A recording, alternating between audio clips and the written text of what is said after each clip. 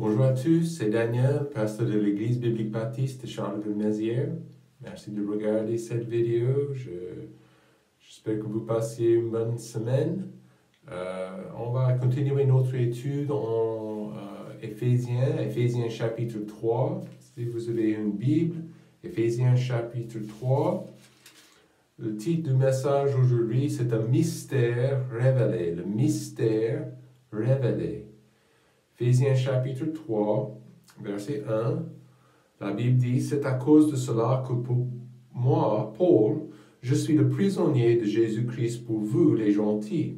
Si en effet vous avez appris quelle est la dispensation de la grâce de Dieu qui m'a été donnée pour vous, c'est par révélation qu'il m'a fait connaître ce mystère, comme je viens de l'écrire en peu de mots, par où vous pouvez comprendre en lisant quelle est l'intelligence que j'ai du mystère de Christ. Mystère qui n'a pas été manifesté aux enfants des hommes dans les générations passées, comme il a été révélé maintenant par l'Esprit à ses saints apôtres et aux prophètes. Savoir que les gentils sont co-héritiers, qu'ils font un même corps, et qu'il participe à sa promesse en Christ par l'Évangile. Donc voilà verset 6, c'est le mystère. Le mystère est bien révélé. Verset 7, duquel j'ai été fait ministre par un don de la grâce de Dieu qui m'a été donné par l'efficacité de sa puissance. C'est à moi, le moins de tous les saints, qui a été donné cette grâce d'annoncer parmi les gentils les richesses incompréhensibles de Christ et de mettre en évidence devant tous quelle est la dispensation du mystère caché de tout temps en Dieu, qui a été créé toutes choses par Jésus-Christ, afin que la sagesse de Dieu, infiniment diverse, soit maintenant manifestée par l'Église aux principautés et aux puissances dans les lieux célestes, selon le dessein qu'il avait formé de tout temps et qu'il a exécuté par Jésus-Christ notre Seigneur, en qui nous avons la liberté de nous approcher de Dieu avec confiance par la foi que nous avons en lui. Prions. Papa, merci pour ce passage, merci pour la vérité qui est enseigné, le mystère qui est révélé. Et aujourd'hui, nous te demandons d'ouvrir nos cœurs et de nous à comprendre les principes que tu as pour nous. Et je te prie que tu sois avec nous. Au nom de Jésus, je prie ces choses. Amen. Alors, c'était en 2020. En 2010, il y avait un monsieur, un collectionneur des antiquités. Il a décidé à ce moment-là, il était malade, je pense qu'avec un cancer ou quelque chose comme ça, il avait 79 ans. Et en fait, il a décidé de cacher une boîte de trésors. Et il a façonné une boîte en or avec des pierres précieuses. Et à l'intérieur de la boîte, il a mis des pièces en or, il a mis des espèces, il a mis aussi plein de choses, les diamants, les choses comme ça, les trésors comme ça. Et je pense que la totale, c'était vers $1 million, okay, en total. Et il l'a caché quelque part en Amérique. Et les seuls indices étaient qu'il avait préparé un petit poème avec les indices dedans le poème. Et pour les chasseurs, pour faire la chasse au trésor, les gens étaient obligés de deviner et d'essayer de trouver les indices et trouver la position aux États-Unis pour cette boîte. Et je vous assure, lorsqu'ils avaient entendu que c'était $1 million, les gens étaient nombreux en train de la chercher. En fait, pendant 10 ans, il y avait beaucoup d'essais, beaucoup de gens qui ont essayé de la trouver, ils n'ont pas réussi. Il y avait quelques-uns qui sont morts en train de découvrir le mystère et d'interpréter les indices dans son poème. Et au fur et à mesure, après 10 ans, le monsieur était toujours en vie, en fait. Il a battu son cancer, mais juste il y a quelques semaines, il y a un mois peut-être, dans le mois de juin, en fait, quelqu'un a réussi. Quelqu'un a réussi de trouver la boîte, remplie d'or, remplie de pierres précieuses.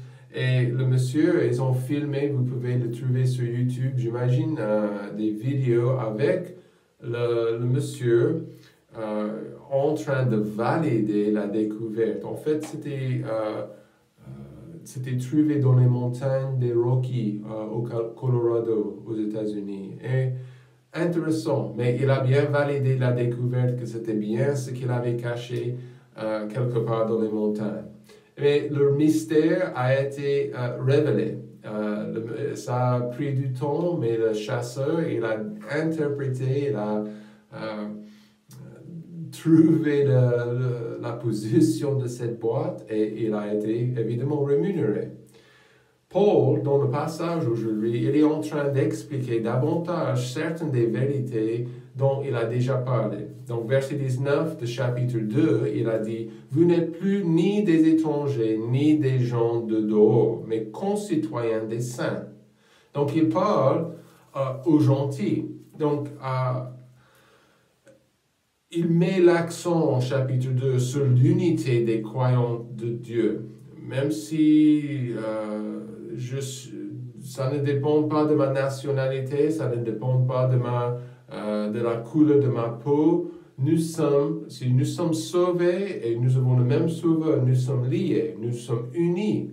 Et Paul, il explique le mystère était bien dans l'Ancien Testament, le mystère était l'Église. Les gens ne comprenaient pas comment Dieu, il ferait sa rédemption pour tout le monde. Parce que dans l'Ancien Testament, c'était Dieu qui était en train de travailler dans la nation juive. Et aussi, souvent, il y avait des païens. Les païens étaient... les promesses étaient pour les Juifs, la loi était pour les Juifs. Dieu a fait tous les miracles, il a sauvé son peuple choisi de l'esclavage en Égypte et toutes sortes de bonnes choses que Dieu a fait pour son peuple.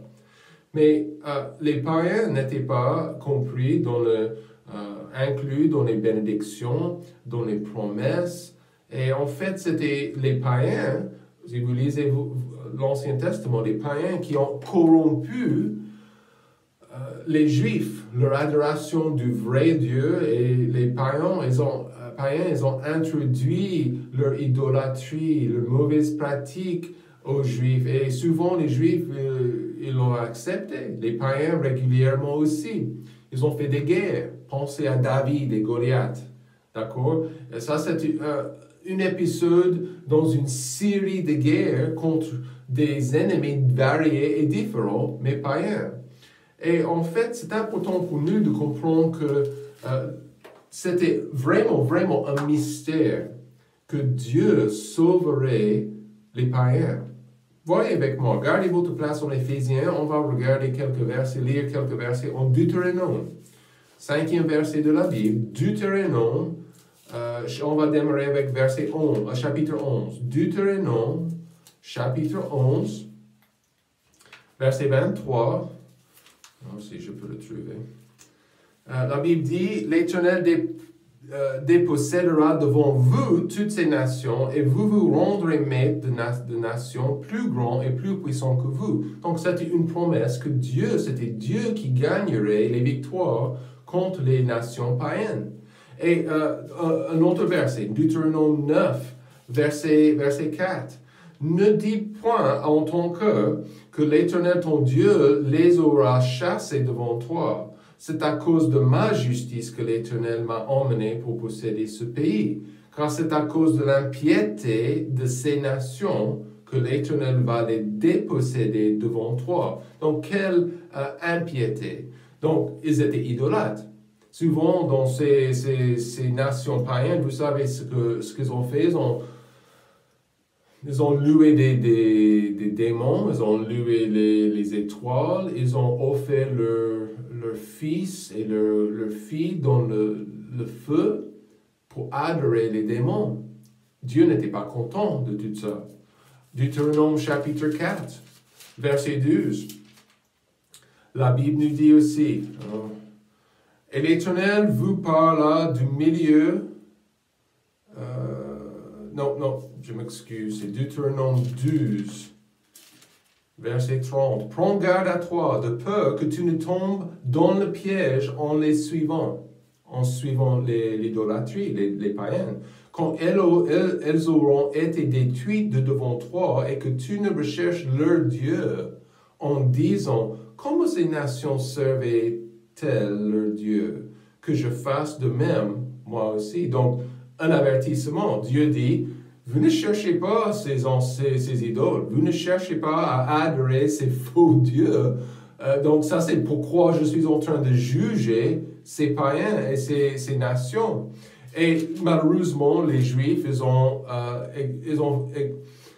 fait ça exactement. Donc, ils ont cherché les idoles des nations païennes. Deutéronome 14, verset 2, la Bible dit, car tu es un peuple consacré à l'Éternel ton Dieu. Et l'Éternel t'a choisi d'entre tous les peuples qui sont sur la face de la terre pour que tu lui sois un peuple particulier. Et Dieu a choisi les Juifs pour que ces gens soient différents, soient consacrés au vrai Dieu, au vrai Créateur. Donc, Dieu, dès le commencement, il avait envie de sauver les nations païennes, pas de juger. Donc, nous lisons les guerres, nous lisons que Dieu, évidemment, il a jugé les nations païennes à cause de leur idolâtrie, bien sûr. Mais la réalité, Dieu, il avait envie aussi de les sauver. Il a voulu que son peuple, son peuple choisi, les Juifs, la nation juive, de briller sa lumière dans le monde, de emmener ces autres nations, emmener ces nations païennes à Dieu. Il avait envie que son peuple soit une lumière aux nations, mais nous connaissons l'histoire. Malheureusement, ils ont choisi d'adopter les faux dieux et les idoles des païens. Et ils se sont détournés complètement de Dieu. Ils ont été corrigés. Dieu a envoyé une famine ici, il a envoyé des ennemis ici pour stopper les Juifs dans leur péché. Aussi, 1712, 1586, il a envoyé les Assyriens et ensuite les Babyloniens pour enlever son peuple de leur pays et pour gagner leur attention. Et les Babyloniens, ils ont gagné, ils ont été forcés, les Juifs, de quitter leur pays. Dieu a donné une promesse quand même pour la rédemption. Il a même préparé un sacrifice pour sauver son peuple choisi et aussi nous comme des non-juifs. Dieu, il veut sauver tout le monde. Donc si vous dites que Dieu ne peut pas sauver un pécheur, j'ai entendu dire aujourd'hui, Dieu ne peut pas sauver un assassin. Mais oui, l'apôtre Paul était assassin. Bien sûr, Dieu peut sauver un assassin. Mais Dieu, le message de l'Évangile, écoutez-moi aujourd'hui, c'est un message pour tous. C'est un message, pas un message juif. Ce n'est pas un message pour les Européens. Ce n'est pas un message principalement pour les Chinois ou les Asiatiques, les Américains. Non, c'est pour tout le monde. Même si je suis blanc, même si je suis noir, même si je parle une langue bizarre, non, Dieu veut sauver tout le monde, juifs et non-juifs compris. Ça, c'était le mystère à l'Ancien Testament. Les Juifs, ils ont pensé que ce n'était que eux-mêmes. Mais l'Évangile, de Jésus, pour chaque individu, le Fils de Dieu, il a la puissance de sauver le pire des pécheurs. Et vous savez comme moi, dans chaque pays du monde, malgré la couleur de la peau, la langue parlée, il y a des pécheurs. Ça, c'est sûr et certain. Mais Paul, il a été employé par Dieu pour prêcher ce message aux gentils. Voyez avec moi verset 1. C'est à cause de cela que moi, Paul, je suis le prisonnier de Jésus pour vous les gentils. Et c'était lui qui a illuminé et qui a prêché dans le monde connu à ce moment-là, pas forcément aux Juifs. Il était le missionnaire pour les non-Juifs, les gentils. Et le mystère de Dieu à son peuple, Paul a été employé par Dieu. Il était employé par Dieu dans une grande manière. Et Paul était juif. Il était romain aussi. Mais il était juif dans une grande manière pour avancer l'évangile, d'avancer ce message dans le monde gentil. À Éphèse, par exemple, à Corinthe, à Rome, à Thessalonique. Et donc, Paul, il a avancé le message. Et nous voyons dans les actes des apôtres, nous voyons comment l'évangile marche. Si les gens vont accepter l'évangile de Jésus, si on va accepter ce que Christ comme sauveur personnel, quelle différence est-ce que ça fera dans la communauté, dans la société des gens, n'importe quel pays, n'importe quelle communauté, n'importe quelle région du monde. L'évangile marche bien. Mais écoutez-moi, une chose est sûre, Dieu veut employer ma vie comme il a employé celle de Paul. Et on va examiner rapidement comment Dieu peut employer ma vie comme il a employé Paul. Ok, numéro 1. On doit vivre pour partager la grâce de Dieu. Il faut vivre pour partager la grâce de Dieu. La Bible dit, verset 1 encore, c'est à cause de cela que moi, Paul, je suis le prisonnier de Jésus pour vous, les gentils. Donc, qu'est-ce que ça veut dire? Est-ce qu'il était prisonnier? Non, à ce moment-là, il était vraiment dans une prison parce qu'il a prêché aux gentils. Lisez les actes des apôtres. Combien de fois est-ce que Paul a été mis en prison parce qu'il a prêché l'évangile? Et ce n'était uniquement pour les Juifs, c'était pour les non-Juifs aussi. Donc Paul était littéralement dans une prison à ce moment-là, au moment quand il a écrit cette lettre, à cause du message qu'il a partagé la grâce de Dieu. Verset 2. Si, en effet, vous avez appris quelle est la dispensation de la grâce de Dieu. Donc, on peut dire pour la dispensation, l'époque de la grâce de Dieu, qui m'a été donnée pour vous. Verset 9. Et de mettre en évidence devant tous quelle est la dispensation du mystère caché. Donc, à chaque époque, Dieu il travaille dans des manières différentes. On avait dans l'Ancien Testament la loi. Avant la grâce, Dieu était toujours gracieux, mais il fallait établir sa loi. OK? Donc, c'était la dispensation de la loi. Et c'était un mystère, le fait qu'il sauverait beaucoup de gens qui faisaient confiance à Jésus. Donc, mais à l'époque de l'Ancien Testament, c'était un mystère. C'était caché pendant longtemps. Pour une chose que Paul a fait chaque fois et une raison pourquoi il a été employé dans une manière extraordinaire, il a partagé la grâce de Dieu. Et c'était le fondement de son message. Éphésiens 1:7, en qui nous avons la rédemption par son sang, la rémission des péchés, selon les richesses de sa grâce. Éphésiens 2:8, car vous êtes sauvés par la grâce, par le moyen de la foi. Donc la grâce, pour lui, c'était la grâce de Dieu, était son message. Et ce n'était pas uniquement pour les Juifs, c'était pour les non-Juifs. Paul, il a partagé ce message. Elle est offerte, la grâce. La grâce est riche, la grâce est bonne. Et pour comprendre la richesse de sa grâce, que c'est disponible, pas uniquement, ce n'est pas juste pour un groupe de personnes qui sont sélectionnées avant. Non. La grâce de Dieu est disponible à chaque pécheur. Mais c'est une vérité qui serait formidable à saisir. Hein? Donc, c'était caché au début. Mais heureusement, aujourd'hui, nous avons la Bible complète. D'accord? Et nous pouvons lire la fin. Donc, est-ce qu'il y a des mystères dans la Bible? Bien sûr. Surtout dans le Nouveau Testament. Bon, il y a des passages en Apocalypse qui sont remplis des images.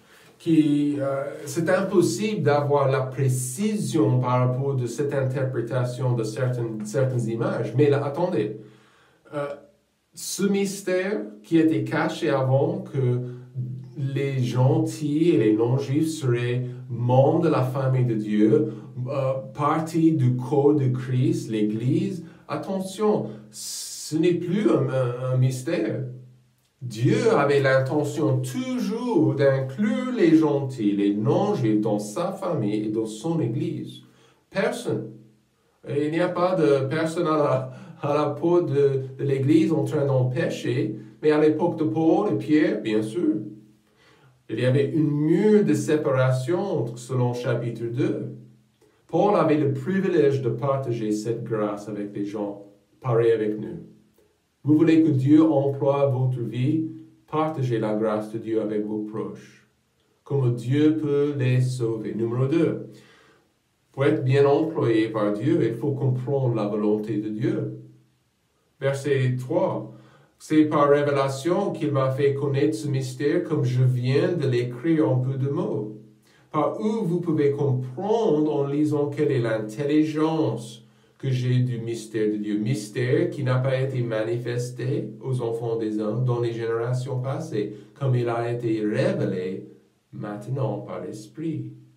Il y a des gens qui croient que Dieu va leur donner un rêve ou une nouvelle révélation. Mais ce que nous avons dans la Bible, c'est la seule révélation que nous avons besoin. Pour personnes qui cherchent de rencontrer Jésus physiquement dans une chambre, dans une église, ça ne marche pas. Mais Dieu a révélé ce mystère à cet apôtre Paul.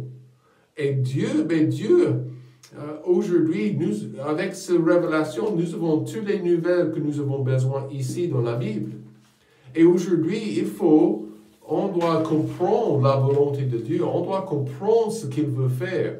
Donc, évidemment, il y a une volonté générale pour nous tous, des commandements, des choses à faire pour l'enfant de Dieu, mais aussi, il y a une volonté particulière pour vous-même. Des gens que vous connaissez, je ne vais jamais les connaître. Donc, la volonté de Dieu par rapport de ce message aussi. C'est Paul était un missionnaire, il a fait trois grands voyages missionnaires pour avancer ce message. Et aujourd'hui, c'est super important pour nous, comme les serviteurs de Dieu, de comprendre le message et de comprendre sa volonté pour nos vies. C'est la volonté de Dieu pour que je sois ici en ce moment. Dieu, il a un plan pour vous. Pour vous. Peut-être ça semble mystère pour le moment, comme l'Église dans l'Ancien Testament, mais Dieu peut employer ceux qui comprennent sa volonté et qui sont obéissants. Okay? Dieu veut employer votre vie. Obéissez. D'accord?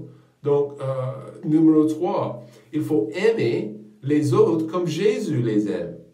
Verset 6.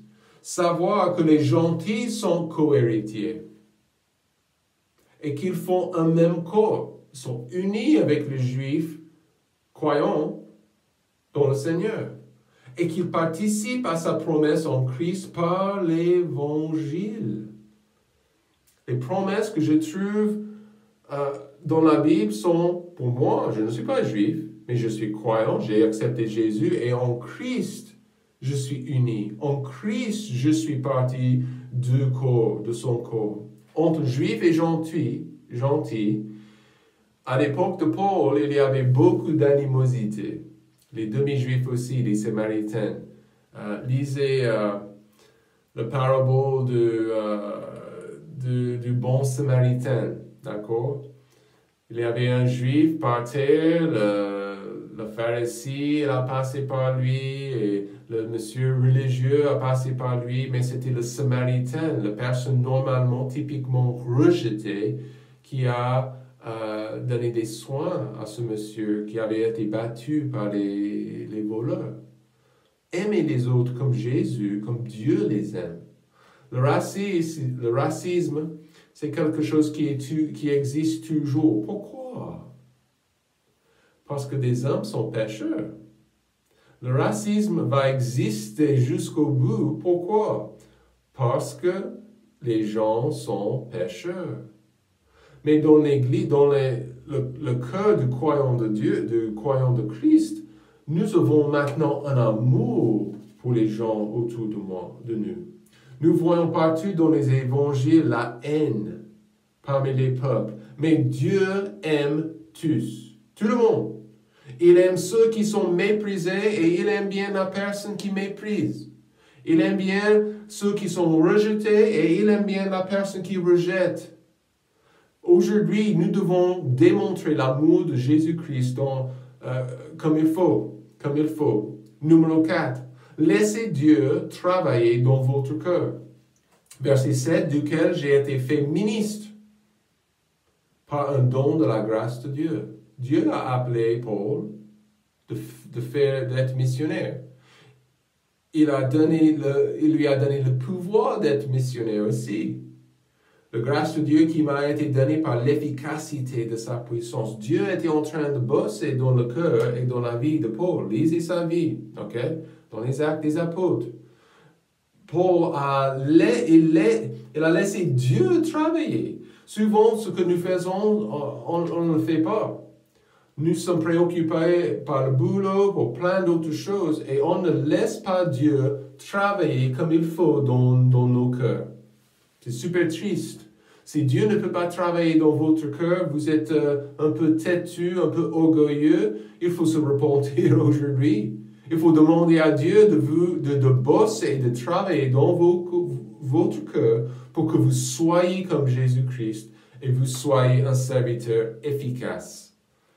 Et la dernière chose, pour être employé, on veut être employé par Dieu, il faut avoir une attitude humble.